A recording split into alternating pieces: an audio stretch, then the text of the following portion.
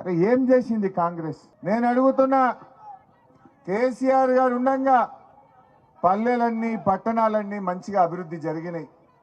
కేసీఆర్ గారు ప్రతి పట్టణానికి బటర్ఫ్లై లైట్లు పెట్టిండు, డివైడర్లు కట్టిండు, ఫ్లైఓవర్లు కట్టిండు. కేసీఆర్ ముఖ్యమంత్రి ఉన్ననాడు అవార్డుల మీద అవార్డులు వచ్చినాయి. బీఆర్ఎస్ పార్టీకి పల్లెలకు అవార్డులు, పట్టణాలకు బీఆర్ఎస్ పాలనలో అవార్డులు వచ్చినాయి. కాంగ్రెస్ వచ్చినాక అవార్డులు లేవు, ఒక్క పని లేదు.